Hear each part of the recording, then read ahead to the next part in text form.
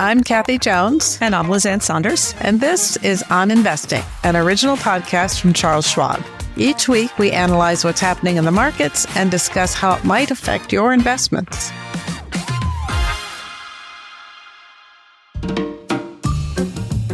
Well, hi, Lizanne. It's been another busy week. Markets all over the place, up, down, and sideways, but I guess predominantly down with the occasional crazy rally in the middle. What do you make of this? Well, you're right. You'll remember it was just 2 weeks ago, I guess, literally on that April 9th day where, based on the delay of the reciprocal tariffs, the market actually had, from intraday low to high, had about a 12 or 13% rally in one day, closed up close to 10%.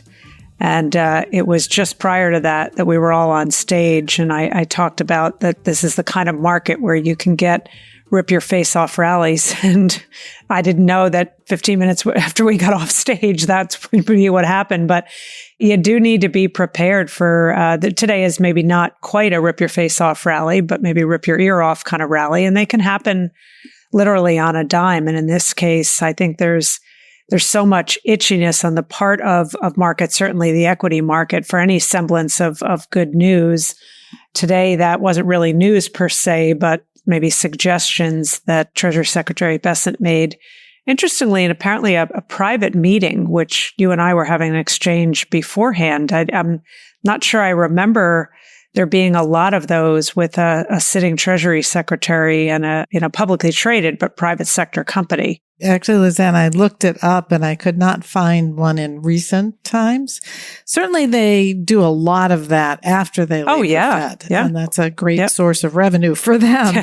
But it's not customary. I don't think there's a rule against it, but it's not customary to do a private event closed to the public and the press while serving as Treasury Secretary. But, be that as it may, I don't think he said anything he hasn't said before. No, he didn't, just that there may need to be some de-escalation with China without specificity as to what that would resemble. But I think there's enough of a desire on the part of the equity market to find anything to hang its hat on. Plus, you get to these oversold short-term technical levels, and the recent downturn in the market, actually the underlying action of the market, some of the breadth measures did not look super ugly, like was the case at the low that preceded that April 9th rally day. So today, as we're taping this, is a good day, but we're taping this on a Wednesday and we drop on Friday, so a heck of a lot can happen between now and then. I think the other force at play in the equity market, though maybe not on a day like today, is that we're in the teeth of earnings season. And this is not going to be much of a tell from an earnings season perspective on forward guidance with specificity, because a lot of companies are either just withdrawing guidance or to some degree, just, tossing their hands up and saying, we just really don't have a lot of idea. We can, talk about base case, kind of the pre-escalation of the trade war base case, and then maybe what worst case scenario would be under a recession type scenario. But we're still at a move down in terms of earnings estimates. So we have this, we've talked about cross currents a lot in terms of some of these policies, but there's also cross currents even from an earnings and valuation perspective, because in the midst of a correction, you see an improvement to valuations, which has been the case since the mid-February high. But at the same time, valuation is measured by a PE ratio on a forward PE basis, the price to earnings. The earnings is the denominator, and that continues to fall, particularly for 2025 consensus estimates. So prices coming down puts downward pressure on valuation. All else equals a good thing, but the falling earnings puts upward pressure on valuation. Not a great thing. So those are some of the cross currents. Maybe a little bit of calm in your world, at least today, and maybe the equity market is taking some solace in that. But what do you think about on a day where we're not seeing massive volatility in the fixed income side of things? I think, oh, thank goodness I get a break, for a minute or two. But I think something that's happening that not everybody picks up on is the bear steepening of the Treasury yield curve. And all that means is just jargon for long-term rates are moving up relative to short-term rates. So that gap between, say, 3-month T-bills and 10-year treasuries, or 2-year notes and 10 years treasuries, is widening. And that's happening when, in general, rates are moving up. So that's why it's bearish. And it is a steeper yield curve. Gotten questions on that from a couple of people saying, well, if the risk of recession is rising and we're worried about growth slowing down, shouldn't the yield curve be going the other way? Shouldn't long-term rates be coming down relative to short-term rates? And I think the answer lies in a couple of things. One is that we have this issue from the start of sequencing. First, are we going to get tariffs and then slower growth, or are we going to get slower growth and then tariffs? How is that sequence of events going to play out, if it's going to play out? So that's a big question, but I think the market is now looking at the risk that the inflation persists longer. And a second thing is the term premium, which is, again, for people who don't travel in this space and pick up on the jargon all the time, the term premium is just that extra yield investors demand to invest in bonds for longer term versus staying in short term. So you can either buy 3-month T-bills and just keep rolling them over for the next 10 years, or you can buy a 10-year bond. Usually, if you're going to go out and buy the 10-year bond, you're going to ask for some extra yield because you're locking up your money for that time period. And actually, the term premium, we kind of throw all the stuff we don't understand into it. But it usually reflects a lot of uncertainty about the path of inflation, the path of economic growth, the path of Fed policy, supply and demand issues in the market. And right now, we've got a lot of that uncertainty. So that term premium, that risk premium, is expanding because people just have no clear vision as to where we're going and how we're getting there in terms of all those factors. And they're worried, obviously, about all of those factors and possibly expanding. So even though things have been pretty calm, below the surface, things are moving in the Treasury market. And we're all just kind of sitting and waiting for the next piece of news to give us some guidance. In the meantime, the economy continues to show signs of slowing down, but inflation continues to be kind of sticky where it is. So betwixt and between, again, and just a lot of volatility and a lot of internal commotion. All right, let's talk about another subject here, because it's had implications in both of our worlds, and certainly was part and parcel of some of the very recent weakness, notwithstanding the strength today, which is, I'll state it broadly, threats against Fed independence and some of President Trump's vitriol against Chairman Powell. So what do you make of that? There still seems to be a debate as to whether there's the legal authority on the part of an administration to do that, but it certainly rattled investors in the heat of it. What are your thoughts? Yeah, I think there's, the third rail in the market is central bank independence. And there's a good reason for that. When you have central banks that can counter what might be happening in the economy and be free to do that, do unpopular things like raise rates when the economy's overheating, then you have that balance in the market, and people rely on the central banks to do those things. So President Trump sees it differently. He, has expressed that he should be able to weigh in on Fed policy, that he has vast experience as a real estate investor and therefore knows all about interest rates. And I think his style of management is command and control. And it probably frustrates him greatly that he does not have control of this element. And he's expressed that pretty openly, along with, as you say, some vitriol aimed directly at Fed Chair Powell. Powell did his most recent public appearance.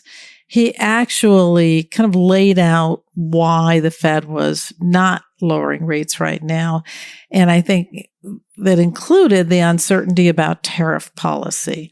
So what he said was, the Fed has been looking at tariffs. Obviously, they've been trying to model what the impact might be and then therefore come up with a new forecast for what inflation will be, growth will be, and what the policy rate should be.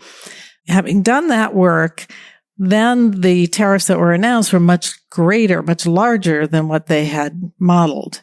And so they're back to the drawing board and saying, well, if indeed, and that's a big if, right? If indeed we get these tariffs, 10% minimum and 25% on this, that, and the other thing, and 200% on China and et cetera, well, then the impact is much different and much greater. So now we have to go back, see what we end up with, then figure out what we need to do. So in the past, the Fed has, quote unquote, looked through things like this to say, okay, it's a one-time price increase, but tariffs do tend to slow down economic growth. So we look through it and we take it in stride. This time they don't have that confidence. A, because inflation's still above their target and moving sideways instead of lower. So they're not quite at target yet. B, there's just highly uncertain what the tariffs will be, when they'll be implemented, and how long they'll be in place. So very difficult to come up with a forecast for the economy or for inflation based on that. And C, the unemployment rate is still relatively low. Now, I think we all expect it to go up as a result of all these different things going on, but it's still relatively low, right, hovering just over 4%. So there's no urgency right now for the Fed to make a move. And having been criticized for being too late to raise rates during the COVID bout of inflation, I think this Fed is very sensitive to making that mistake again. So there's the conundrum, right? Powell has his point of view, and Trump is threatening to try to replace him, or says he wants to replace him. As you say, it's not clear that he has the legal right to do that. I'm sure it would be tested in the court. And the second thing is that Powell's only one of, many members of the FOMC. So he'd probably have to get rid of 6 or 7 people to get what he wants. Yeah, I don't know. Not only that, but let's just assume, which I don't think is a safe assumption, that Powell or somebody else put in at the helm of the Fed would decide to lower rates. Again, I don't think Powell's going to do that by virtue of political pressure. Also, a relevant question is, how does that help? We're not talking about an economic problem as a result of severe strains in credit availability or a significant plumbing problem in the financial system or rates having been too high and constraining activity. So I'm not sure a 25 basis point cut in the Fed funds rate solves the issue of uncertainty tied to the trade war. And actually, it might hurt. My sense is long-term rates would actually move up because you're kind of removing that pillar of Fed independence, which makes your bonds much riskier, the longer-term bonds much riskier. You're probably opening the door to a more inflationary time period. That makes longer-term bonds riskier. And foreign investors who have already been starting to move elsewhere would probably say, oh, forget about it, and we'd probably see the dollar go down. So I think it actually would backfire if it were done as Trump has indicated he would like to do it. So it just creates another level of uncertainty and another pain point for the market that investors just can't get past. So they're just stuck, and I think yields are elevated and likely to remain elevated until we have a clearer path forward, or we actually hit a real downturn in the economy, and then we're going to see yields come down. All right. So, Kathy, you're in the hot seat again in terms of our guest, and we're focusing on rates and fixed income this week. So tell us about our guest. Well, sure. It's our colleague, Collin Martin, who you know quite well. Collin's a director, and he holds a Chartered Financial Analyst designation here at the Schwab Center for Financial Research. His focus is on taxable credit markets. So Collin's a frequent guest on Bloomberg TV, Yahoo Finance. He's been quoted in all kinds of financial publications, including the Wall Street Journal and Reuters and MarketWatch.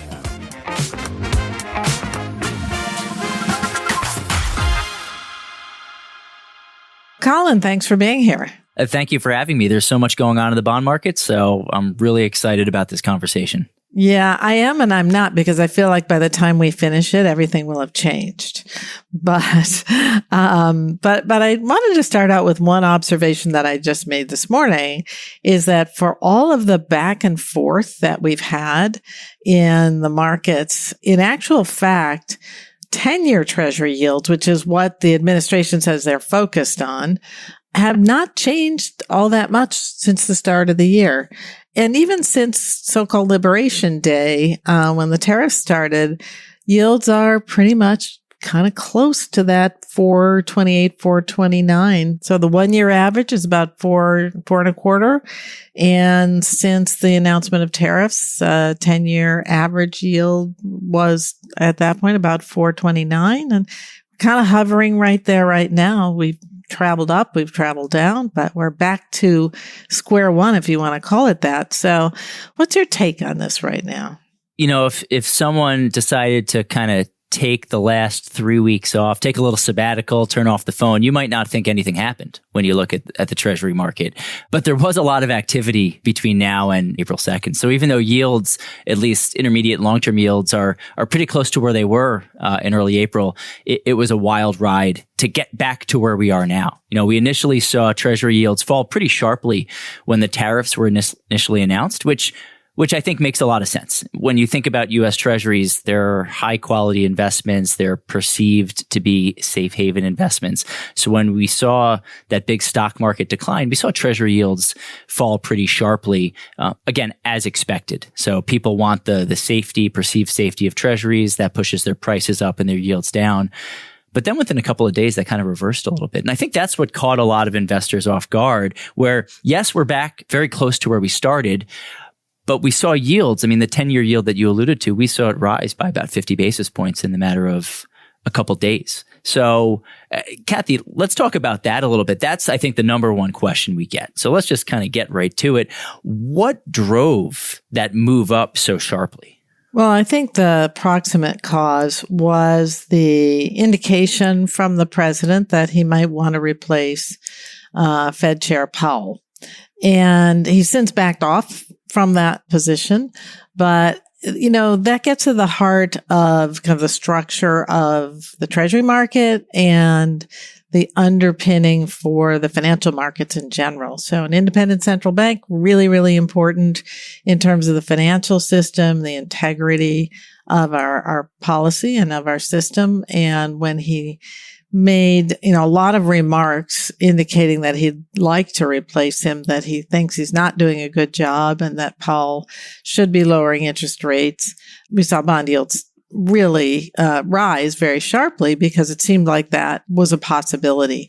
And, you know, as everybody knows, you need that separation between the politicians and the central bank when setting policies so that the policy can basically counter what the politicians do from time to time.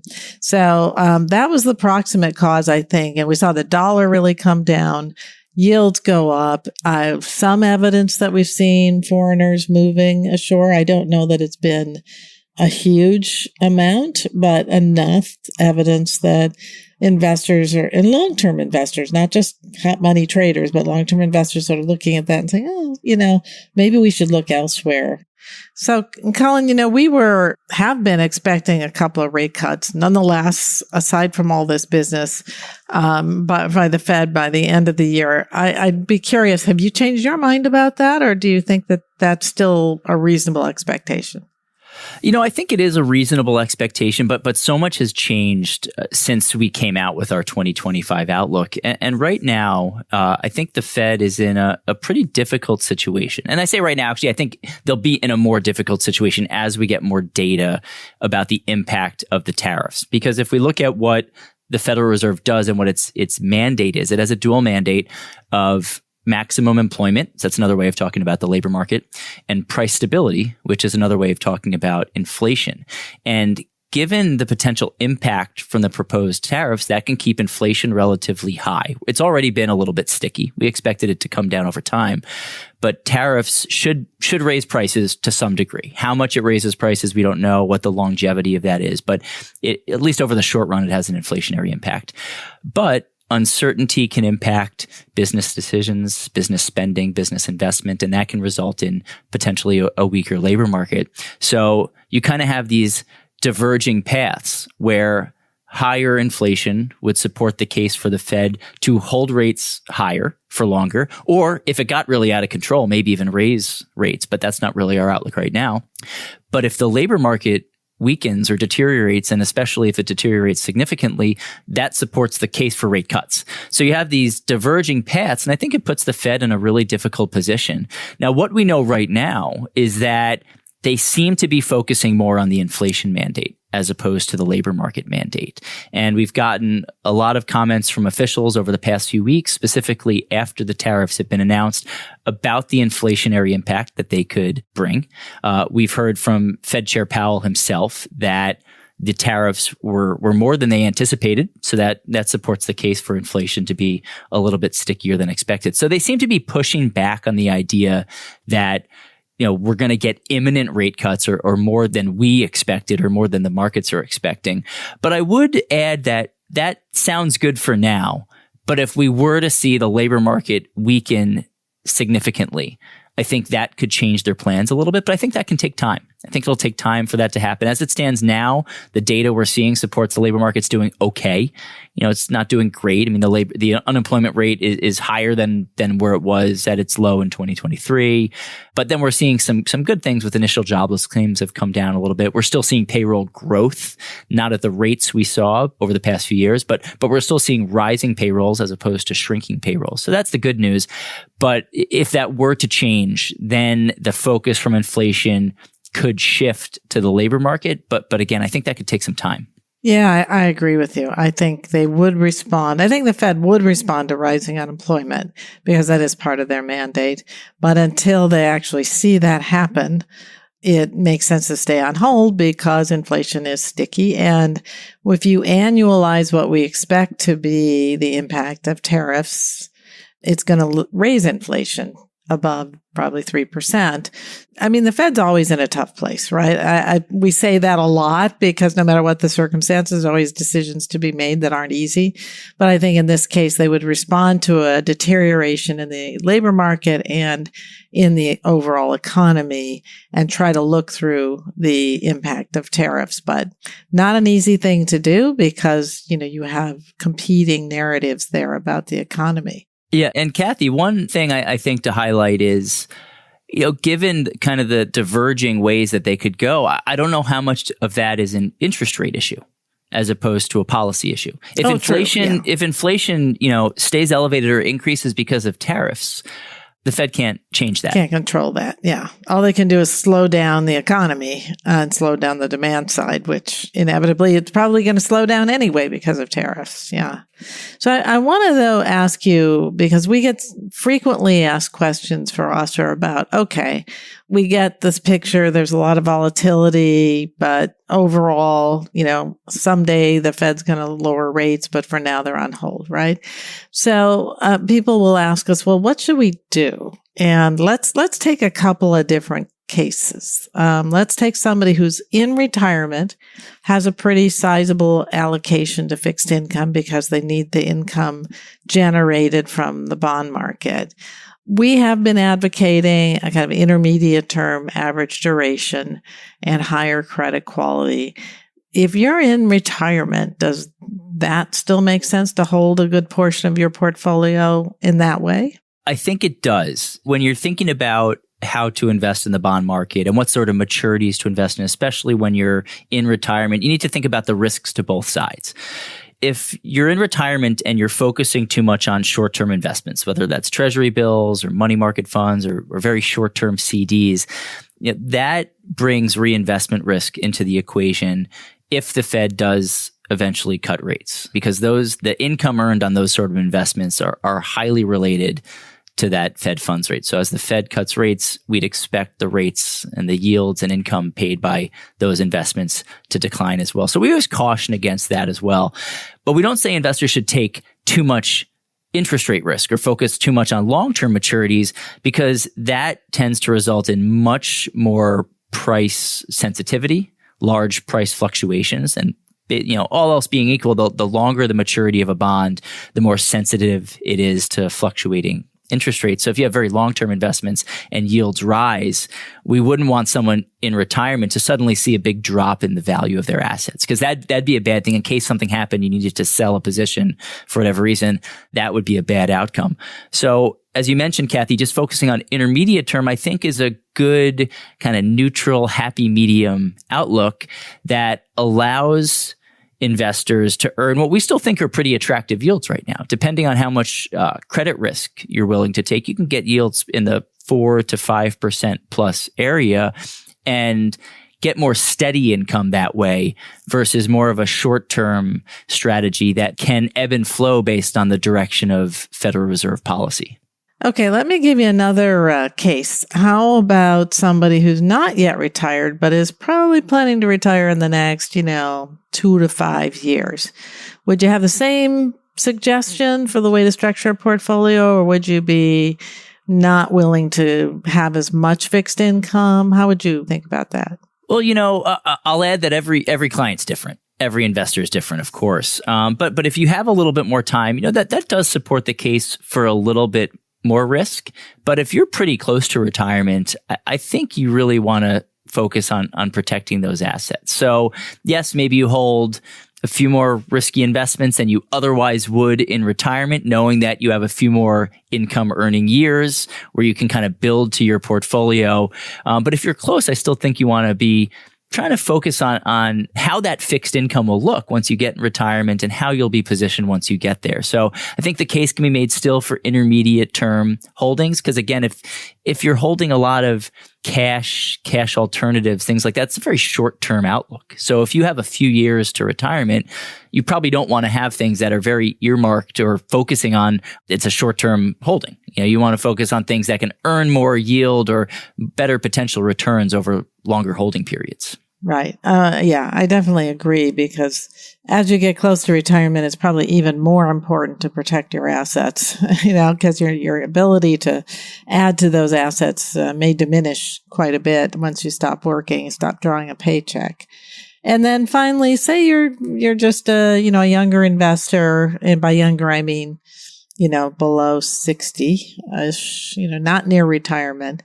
Are you willing to be a little riskier, maybe have some high yield, maybe keep the duration shorter and manage the duration a little bit more actively? Or how would you think about that? Yeah, I think that's a good way to frame it. If you have more time, if time is on your side and you have a long runway before retirement, that supports the case to take more risk, because you can ride out those fluctuations. So whether that's with more stock holdings, I know that's a little bit out of our purview, but over time, stocks tend to generate higher total returns, but they come with a lot more volatility.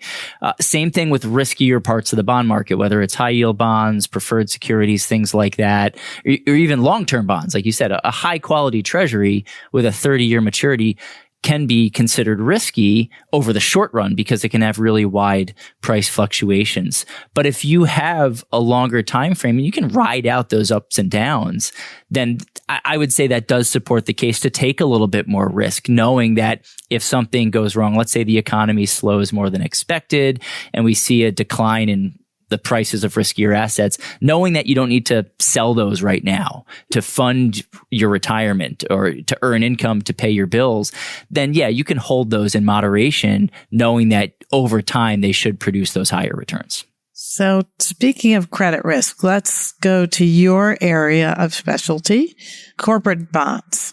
So, we've been pretty favorable towards investment grade corporate bonds for quite some time, and those yields are looking pretty attractive these days. The stock market's down, but any given day it's back up.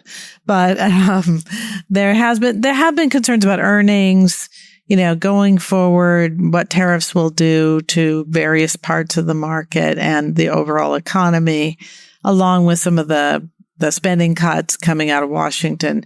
So when you add all that up, is it time to dial back on credit risk, or are you still okay with investment grade, but still a little cautious on high yield? How would you think about that in terms of the credit side of the portfolio?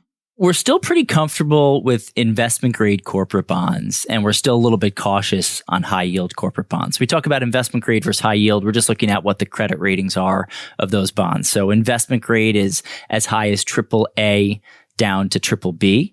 But within that investment grade corporate bond universe, so specifically with corporate bonds, most of the bonds that are investment grade rated are single A and BBB. So they're more modest to moderate credit risk versus more low credit risk, which would be AAA and single A. But we're still comfortable with taking on the credit risk of investment grade corporate bonds right now, because coming into the year, we think they were on pretty strong footing, kind of from an aggregate tops down look. Balance sheets were really strong. So if we were to get some sort of hiccup with corporate earnings or corporate profits, we think a lot of highly rated corporations would be able to withstand that, because they would have enough liquidity on their balance sheets in case there was the hiccup that I just alluded to. And we think the yields are really attractive. You can get average yields depending on the credit rating. You know, if you're looking at single A to BBB and you're focusing on kind of that intermediate term part of the yield curve, maybe 5 to 10 years, you can get yields in the 5 to 5.25%, maybe 5.5% credit yield area. Again, depending on what the maturity is, depending on what the actual credit rating is. But we think that's pretty attractive, especially when we're looking at tax advantaged accounts. So if this is in an IRA, 401k, something like that, where taxes are not an issue, we think those are pretty attractive yields considering where we've been over the past 15 years or so. They're not necessarily at their highs that we saw in 2023, but they're still pretty high relative to the past 15 years. So I think that's a really key point to focus on. Now, there could be volatility. We could see potential price declines. One thing we look at is how much extra yield are investors earning to invest in or lend to corporations of various credit ratings. With highly rated, with investment grade rated corporations, credit spreads are a little higher than 1% right now, meaning more than 1 percentage point above comparable treasuries. They were closer to 70 or 80 basis points earlier this year. So the relative attractiveness has gotten a little bit better. But when those spreads move in the secondary market, the value of those corporate bonds can move as well. So I think I would just make sure that if you are considering investment grade corporate bonds in the secondary market, they still can fluctuate. And if we get, more uncertainty as a result of tariffs, or we start to see some data that shows things are slowing down a little bit, maybe we see corporate bond prices fall a little bit relative to treasuries, but we don't think that the decline would be relatively large. If we compare that, though, to high yield bonds, we're a little bit more cautious there. High yield bonds have credit ratings of BB or lower. They're also called junk bonds or sub-investment grade bonds. So they have a lot more risk with the issuers. The issuers tend to have a lot of debt relative to their earnings, more volatile cash flows. So if we get an economic slowdown or corporate profits are a bit challenged, they might have more of a difficult time paying their bills, paying their debt as it comes due. And they tend to be highly correlated to the stock market. I think this is a really key point to make, where if we get this volatility we're seeing with stocks or potential stock market declines, you tend to see high yield bond market declines as well. Now, the yields they offer are relatively high. On average, we're looking at about 8% or more when we look at the Bloomberg Corporate High Yield Bond Index. But a lot of that, about half of that yield is really just from treasuries, and half of that yield is the credit risk premium, the extra spread you get. We'd prefer to see higher spreads to compensate for those risks. The level of extra yield that we're earning today with high yield bonds, it's still below the long-term average. And I just think that's not enough given, all the uncertainty out there. And if we were to see, an economic slowdown or larger stock market declines, we'd probably see those spreads rise up and pulling their prices lower. So we're a little bit cautious there. If you're a long-term investor, so kind of going back to our discussion about your time frame, how much time do you have until retirement? Can you ride out the ups and downs? If you have a long investing time horizon, then I think you can consider high yield bonds in moderation, because over time they do generate pretty high returns with a lot of volatility. If those relative yields, if those spreads do rise and they get to say 5 or 6% or more, then I think it'd be even more attractive for people who right now aren't looking to take a little risk, but at some point we think the yields would get attractive enough that we think a larger swath of investors can start to consider that.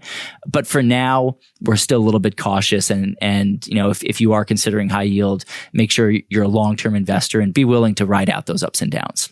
So, Collin, one more area that I think is interesting to people right now and has been interesting for quite some time because of inflation is Treasury Inflation Protected Securities, otherwise known as TIPS. These are bonds issued by the Treasury that are indexed to CPI, and that's the overall CPI, meaning the one that includes food and energy, which I think is important because oftentimes when we get inflation, we often can get it in food and energy, and when it's excluded from the index, it feels somehow like you're being robbed. But be that as it may, it's been an area that people have been really focused on because of the recent history of high inflation, the uncertainty as to whether we're going to get inflation to come back a bit from here. How does that market look to you right now? Yeah, the TIPS market, I think, is pretty attractive, and it's something that is probably overlooked. It's kind of a niche market. Like you said, they're treasuries, but they're indexed to inflation. The TIPS market's much smaller than the traditional treasury market. But the key benefit is that characteristic of being indexed to inflation. So as inflation rises, and as measured by the CPI that you mentioned, the value of the TIPS rises as well. So it's a great way to keep pace with inflation because very few investments offer that sort of benefit. And then as the principal value of a TIPS rises, the coupon rate is based off of that rising value. So you can actually see your income payments or coupon payments rise as well in an inflationary environment. Now, there are some risks because they are still bonds. They're still treasuries and their prices can fluctuate in the secondary market. I think that's what catches a lot of investors off guard. So you buy a TIPS, you're ready to be protected against inflation. And then all of a sudden, let's say yields rise and the price of that TIPS falls, you can actually see the value of your holdings decline. I think that catches people off guard. But if you hold individual TIPS and you hold them to maturity, we think they're one of the best ways to protect against inflation, especially today because of the yields you offer. If we look at TIPS yields, so on average, if you look at 5 to 10 year TIPS, you can probably get yields in the 1.5% to 2% area. Those are real yields or inflation adjusted yields, meaning it's what you'll earn above the rate of inflation. So if you're looking to protect against inflation or beat inflation, you can buy TIPS right now and hold them to maturity. And that yield kind of shows you how much you'll outperform inflation by over that holding period. So I think it's an interesting investment today, given that inflation is on so many investors' minds. Yeah, I think, though, one distinction that we always like to make is the difference between holding TIPS, individual TIPS to maturity, and buying them in a fund or an ETF. Because sometimes, because of the way those pooled assets, those pooled funds are managed or the way they're constructed, you may not get the same performance. So in some ways, if you really want to have that expectation of what you're going to get, the individual TIPS may be a better choice for a lot of people. Yeah, I think that's a great point. And that could be a topic for another discussion. But just the idea of individual bonds versus a bond fund, a lot of the times it depends on investor preference and how do you handle, price declines, potential price declines in a fund where you kind of see one net asset value, but you don't know what's going on behind the scenes versus a decline maybe in your individual bond holdings where you can see, the stated maturity date and you can kind of look through that price decline, know that you'll be paid back at par, barring default, of course.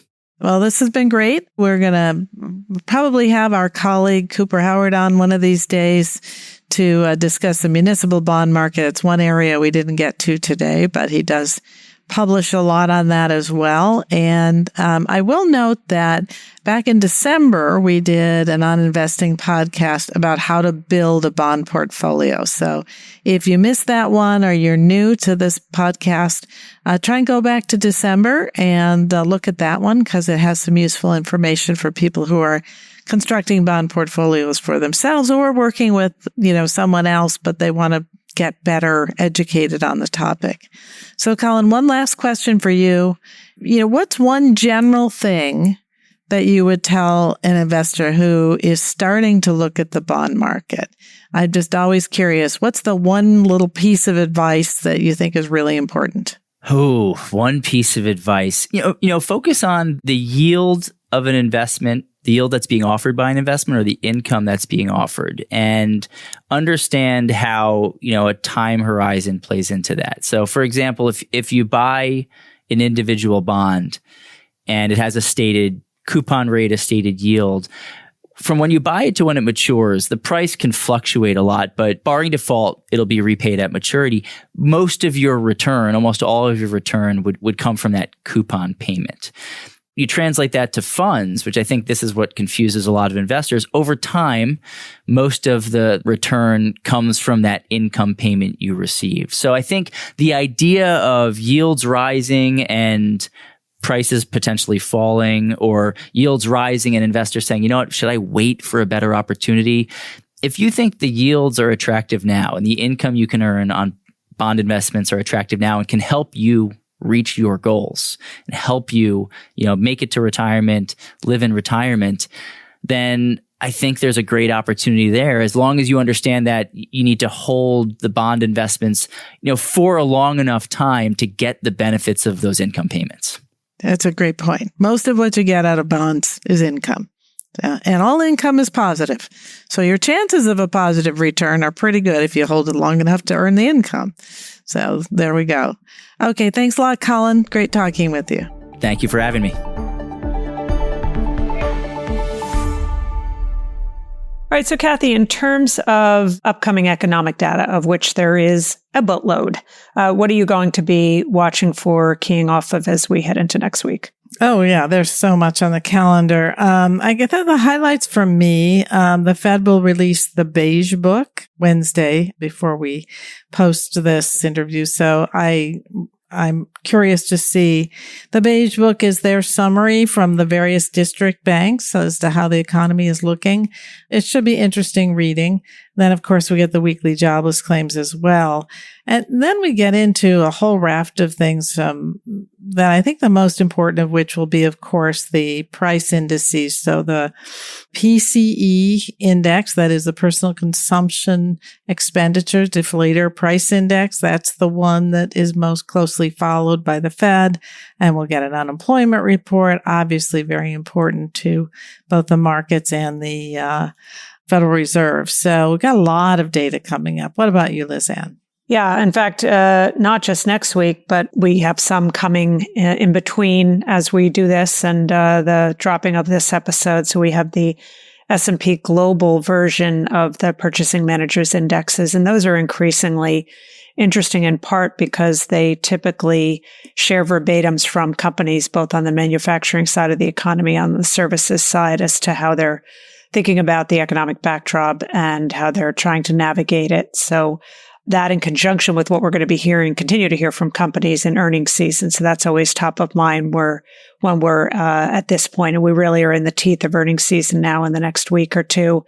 We also get what's called the Job Opening and Labor Turnover Survey data, the JOLTS data, which includes job openings and the quits rate, as well as layoff announcements. And it lags other labor market data by a month.